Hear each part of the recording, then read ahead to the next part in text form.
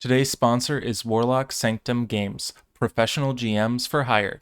Please check them out in the description below. This is the awkward GM Corbin, and this is a follow-up of my Demon the Descent's Honey and Vinegar one-shot stream, link above. Here my players and I talk about what we liked and didn't like in the pre-made adventure. The biggest question I wanted to answer was, is it fun? If you'd like to play the module yourself, it is free on DriveThruRPG, and I put a link in the description below. I plan to do more starter box and introductory actual plays in the future for other games. If there is a game you are interested in seeing played, please leave a comment below with its name, and I may run it in the future. If you'd like to support the channel, please donate to my CofD account, link in the description. Now to our thoughts on Demon the Descent's Honey and Vinegar. Now, That's crazy.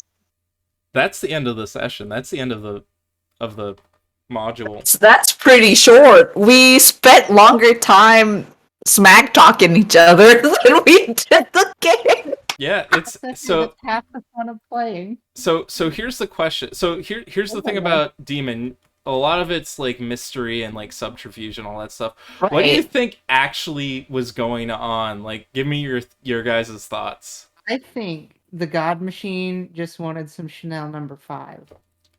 And was harvesting that in their forest. See, the paranoid person in me is like, oh, they're using the demon ether to create lavender that when people like use it in bath bombs and shit, it's gonna mind control them and make them do like crazy like at one point someone's gonna just snap their fingers and suddenly they got an army of people who like bath bombs. So That you know. I think that the God Machine could be using it to create stigmatic. Yeah. This tainted lavender. Mothman's. Ori, what did you think was going on? I don't know, man. I am just like 0 brain cell right now. I'm really happy that I'm not dead. For a minute there, I really thought I was fucked. So Or, ooh, here's one, right? Mhm. So lots of people buy perfume, right? yeah. But Yeah.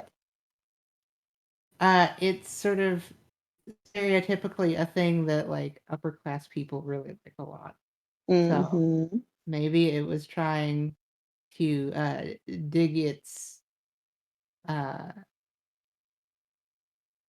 its tendrils into some upper class people. That will be interesting Use- yeah, too. manipulate them. A lot of good theories we got here. Okay, so do Corbin, you? does the quick start actually give an answer to that question? It does. What is it? So I'll read it off here. The angel's name was Quorum, and they had already been hard at work on the lavender farm, coordinating the construction of the ports. See the trap that is sprung. That's where you grab the guy from.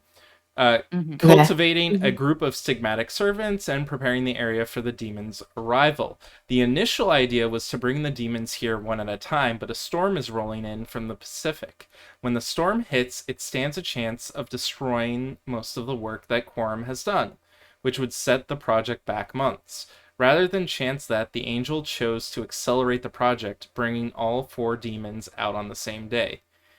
Angels have difficulty predicting what humans and demons will do. They do know, however, the demons are normally reticent to assume demonic form around human beings, since doing so can erode their cover and flag them for aggressive action later. So he was under the following mission parameters: keep the demons in sight at all times, which for the most part he did, and keep at least one normal human in sight of the demons at all times, which he failed to do. He also didn't, because he and also the last one was don't let the demons leave the port, which if you guys tried to leave the port and not go to the farm, there were like things set up to keep you from leaving. Oh, like if we did try to go back to Seattle? if you tried to go back to Seattle, you'd find out that the ferry was the engine was sabotaged basically. Yeah. So you would have had to have grabbed the Ooh. part So- of it from the angel. So you're telling me we could have went out, have a fun day with everybody around Seattle, and he would still follow us? No, you wouldn't have been able to get to Seattle because the only way off the island, like it's supposed to be like an island area, so you'd have to. Oh, okay, gotcha. So I have a question. Yeah. It said that the angel was trying to bring us all one at a time, but it had to accelerate its plans. Yeah. Trying to bring us there to do what? Yeah, Other that than that burying that somebody that under it a doesn't flower. say it in Oh. the it does say that the reason like why it brought you there, but it does say here's what would have happened if you failed. In the unlikely event that all four of the characters have been immobilized, describe the storm sweeping in from the west as the stigmatic cultists bury the characters in the lavender field. Describe the sweet scent of flowers and the heaviness in the air as the from the incoming rain as the dirt obscures their vision, and then the intense heat as the infrastructure uses their body to recycle their aether. Tragic endings like this aren't necessarily common for role-playing games, but for a one-shot, they can be an interesting and creepy way to wind up. And of course, the players might want to find out a way to continue the story. Maybe they could take on the roles of characters from Seattle trying to find the missing demons. So basically, it was a device meant to recycle your aether, Makes sense. and probably like dismantle you and turn you back into angels. Ah, Okay. love being part of the God Machine again. Yeah. But my feeling about this module itself is that it really puts a lot of power into the DM for things. Mhm. And It was also fun though. the descriptions are so like I didn't finish the description for the introduction because it gives so much away. Because I only read the first paragraph, and it says, the man in the black suit stepped off the ferry and adjusted his sunglasses. Up until the ferry had reached halfway point between Seattle and Port Angeles, he had not existed. But the people on the ferry did not know any different, and the ticket stub in his pocket indicated he boarded with the rest of them. Not that anyone would check. The man walked into the station bathroom and looked in the mirror. Replicate, he said, and his reflection stepped out of the mirror, adjusted its sunglasses, and nodded to the original. Differentiate, said the first man, and the second man took off his hat and ran his fingers through his hair, which changed from sandy brown to jet black. Both of them pulled smartphones from their pockets. Displays using an alphabet that no living human could recognize flickered into view. Coordinate, they said in unison, and the screens changed to match each other. The targets were still in the city, but nearing the harbor. The occult matrix further inland was nearing completion. The two angels walked out of the bathroom, and the first stepped into line to get on the ferry again. The second walked to the shuttle towards the lavender farm. Now, Yeah, that gives away so much. yeah, it's like at any point he goes to look for a mirror, you know he's just created another doppelganger. That's a pretty fun Interesting. trick, though. Okay. Also, like even He must be fun at parties.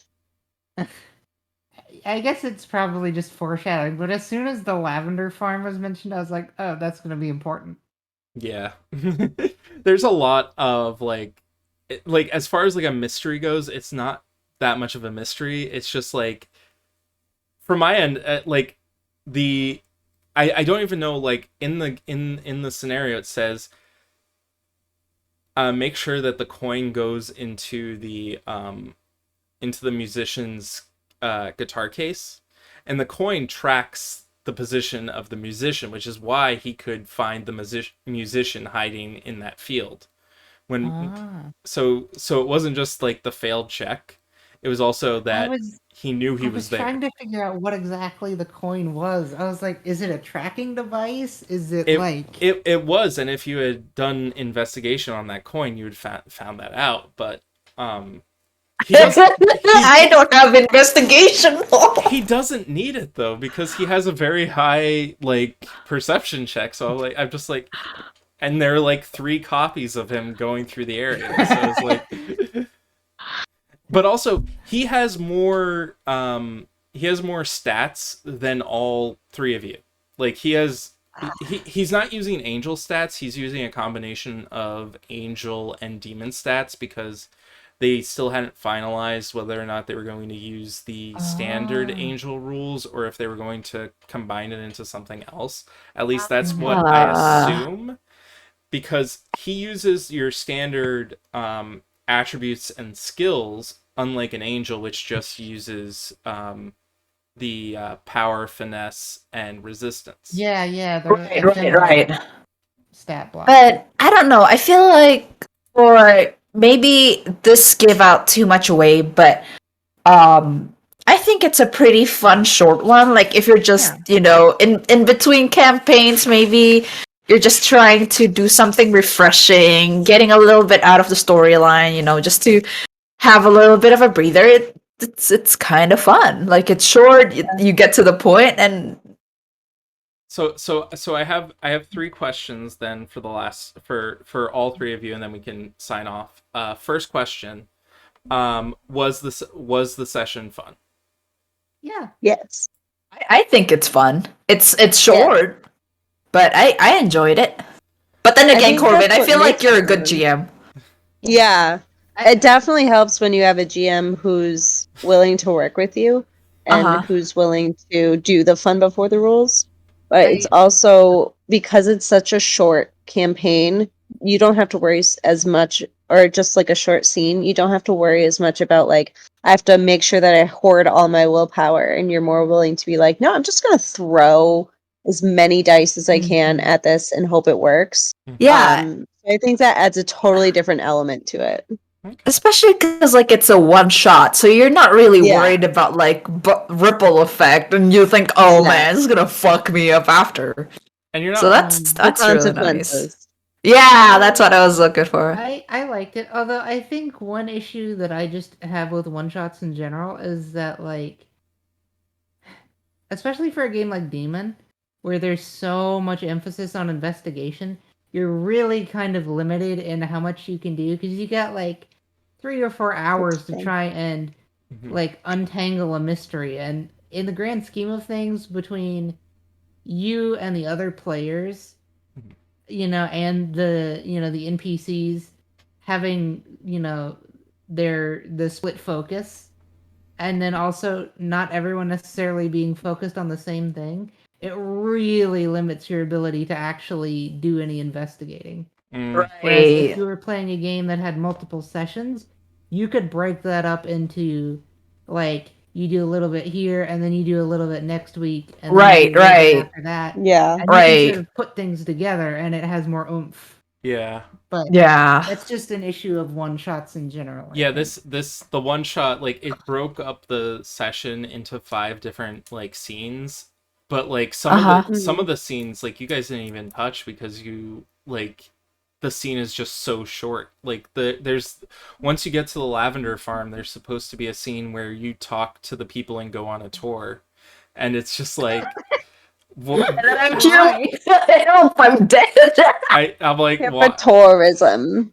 Yeah, and then But so it was fun, but it's still a one shot, so it's not as good as just playing the game as a campaign. But this kind of reminds me of your Pandoran Pandemonium arc. Yes. And something like that connected to this will be very interesting to me.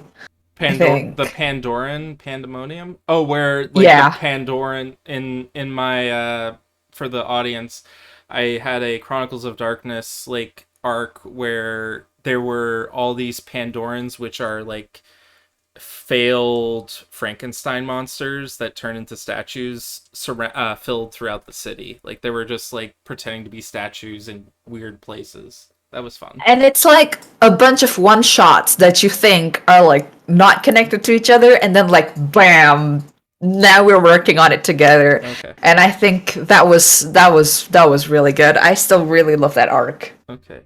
So I asked if it was fun. Did I ask if you guys Yeah, thought brother. was it a good introduction?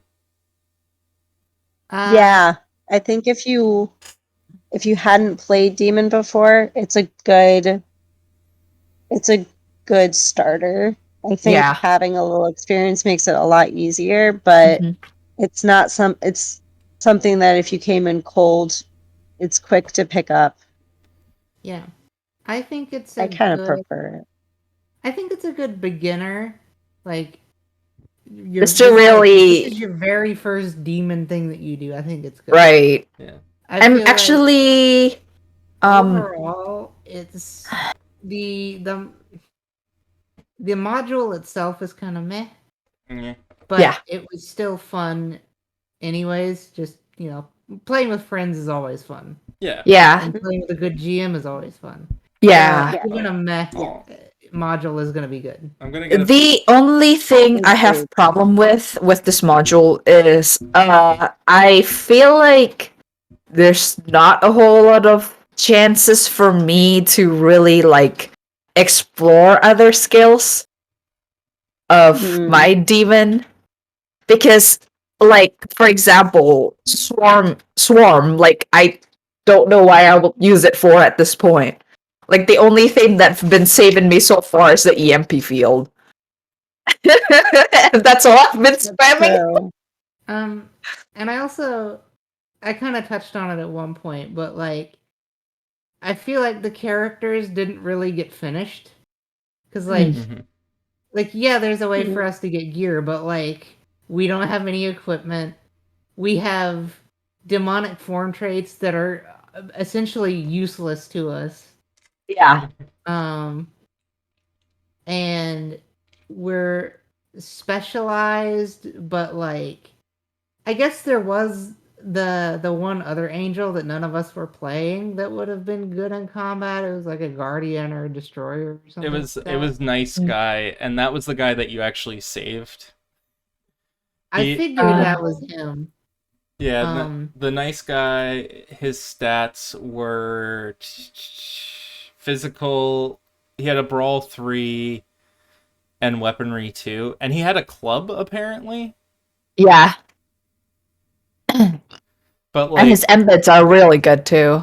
Yeah, his embeds were Devil's Advocate, Strike First. That's one of my favorite ones. I love Devil's Advocate. And Deep Pockets, yeah. Deep Pockets is actually really good because like there's one that's similar to Deep Pockets that I think Liz had.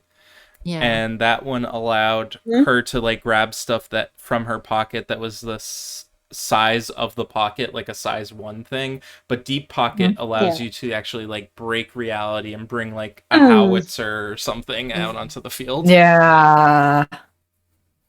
By the way, my character was wearing cargo pants because if she was wearing regular pants, there would be 0 things that she would be able to pull out of her pockets. Just saying. Oh, women's pockets. Women's pockets. Yeah. So that's something that needs to be addressed. Fashion industry hates women's pockets. Oh, it should be a dress with no pockets. It should be addressed it should be addressed within this game. Like if it says you can only pull things that are as big as the pocket, and the pocket's this big, like what am I gonna pull out that's gonna help me? But if I had like cargo pants or overalls or something, those pockets go all the way down to my knee. Like that would be a totally different pocket, and I'd be able to pull out so many more things. Well, and they were like 5. That's what she says right there. That's actually something I like about these characters is that if you look at the PDF doesn't tell you what gender the characters are. It uses the second person perspective, so it says you are this. Yeah. Speaking of Deep Pocket, I feel like if you're wearing a dress, it should be you can pull out anything that you can fit under your dress. Oh god. Ooh, Or I if like you have that. or if you have a purse or a backpack, like that for Like a bag of holding, yeah, except basically. it's like See, Gucci. I'm not gonna lie. Like when I first picked it, I coming up with like an idea for what the character is personality wise and how they look like and how they act is kind of weird for me because it's like somebody that people made. It's kind of hard for me to Yeah. like Yeah. really They get my brain in there. they do have like detailed backstories for these characters, but they don't Oh really my god. like here, I'll read the musician one. Yeah. The Streetkid one is awesome. It's pretty epic. I didn't even You I completely bullshitted my character's backstory. You stood on the street corner for months, playing music, becoming part of the city. People learned your name, or they gave you a name and kept it. You're not sure, and you kept it. You're not sure. Stopped and listened. They stopped and listened to your music, tossed money into your case, and then time came for you to deliver the message that the machine expected of you. You failed, and you fell, and now you perform as you always have, moving through the city, collecting money where it comes, and trying to figure out how you can undo what you've done. You love being a musician and being able to create your own messages, but you want to go back to your existence as an angel. You haven't figured out a way to have both. Your catalyst was stage fright. You only remember bits and pieces of of the message you were supposed to deliver in the song form to humans in the city, but it was terrifying and complex, and you suffered doubts as your own ability to correctly convey it. As to your own ability to correctly convey it. Instead of delivering the message, you fled. And then the description is, where do you sleep? How does that affect your appearance? How old are you? Does your plane indicate classical training or self-taught?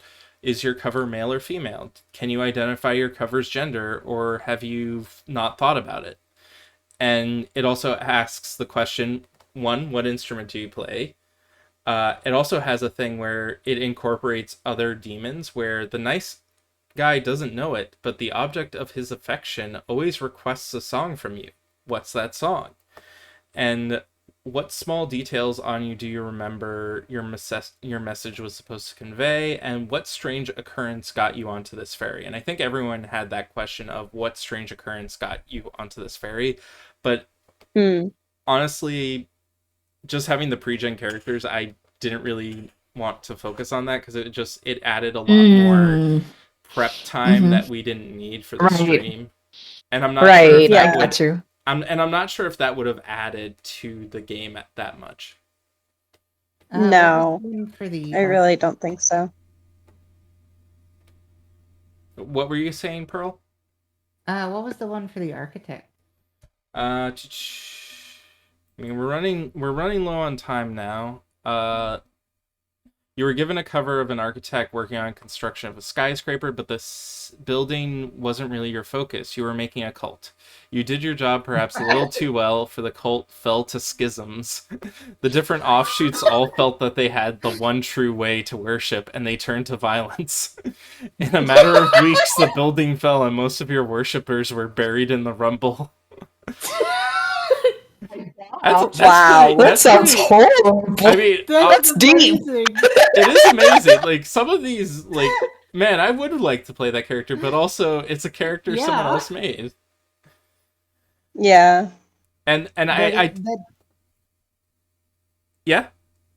That does seem like a character I would make, though. Yeah. Well, you have that one character that just has like an entire cult of just thick women. Yes. It's Lizzo. Wait, Lizzo does that already, though. Oh, I love her.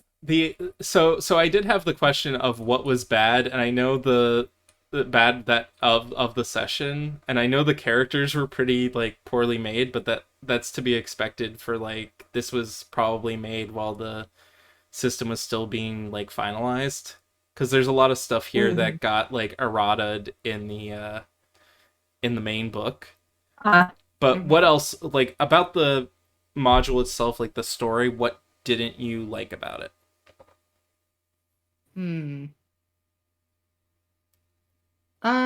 it's. I guess this is just sort of related to it. I'm not gonna lie. Oh, what, Pearl? Oh, I guess it's probably partially related to it being a one shot, but I felt like we really, at some points, we didn't really have any direction. It was just like, well, we could follow this guy, but like we have no idea where he's going or what he's doing, and we don't have any time to actually investigate that and find out. We just kind of have to go with it. Yeah. And it felt kind of railroady, but it was also like, what else are we gonna do? Yeah. Yeah. It was almost railroaded, but not railroaded. I mean, you expect it with a one shot. It's like, here's your choice. You Yeah. have this to do. Mm-hmm. Which kind of sucks, but at the same time, again, if you have a really good GM who can make that interesting, then it's fine. But if you have someone who's literally just like, there's no divergence or anything, then it's not going to be as much fun. Mm-hmm. Yeah, from my angle, I had to diverge a little bit, especially from the descriptions given in the book, just so that I wasn't like spoiling everything for you, and so that Yeah. so that things were No. like still a mystery a little bit. This is kind of okay. I'd like to think we are pretty good players and we followed Yeah. with the story. Yeah. From I tried running a one shot for Vampire the Requiem for my friends here, like real life. Mhm. And like they're neo-knights and they're entering the room and like it's dark, it's obviously fucked up. You know, I kind of expected them to be like, yeah, let's go investigate. Nah, they came in and then they left and then they went to a strip club instead. I mean, yeah. Yeah. Whoa. I mean, hey, that's like, have you ever heard the story of the guy that was like, okay, we meet in a tavern. Okay, I whittle a couple of I whittle a dodecahedron. I put up a screen in front of me and I say, now our adventure begins. Oh, And so the guy created created an Inception D&D game. That's awesome. God. Player sometimes, man. I feel like I really took a big bite with my players. It's great. I tried to make them stealth into like a building. Instead, one of the dude dressed up with a whole blanket. The other one cut holes into a pillowcase. And the other one ripped open a possum, cut holes into the possum, and used that as a mask. God. And then they went inside the building and destroyed the whole building. That sounds like a whole bunch of murder hobos got together and were like, how are we going to make this the craziest thing we possibly can? I know, so Corbin, be thankful that we are your players tonight. I'm very thankful for you all playing today, for Yeah. joining me last minute in this. It was a great test of me running a one shot. I've got a lot of stuff that I need to remember for when I do this. Not for reals, because this was for reals, but also for future games. So thank you so much for that. No problem. I'll try and wrap this up right now. Thank you, audience, for being here as well. Also, if I finally saw who's watching, and it's Birdie. Oh, it was Uh, me. oh shit! What up? So Pearl, what did you want to say? Oh, just if you do another one of these, let me know. I'd love to play. Awesome. Same. Yeah. Same. Awesome. I will let you all know, and hopefully this does well. Yeah. Corbin, I really appreciate It should. Yeah. Yeah. So thank you all for watching me. We have like 5-6 people currently in the chat right now. I think most of them are just like lurkers, but It's all fun. I hope this was informative. I hope this either sold you on Demon or sold you on at least trying the same module out and maybe gave you ideas on how to run this module differently. Thank you all for coming by. Thank you so much. Thank you for watching and have a good one. And that's the end of the stream. Thanks for running, Corbin. Bye-bye. Bye.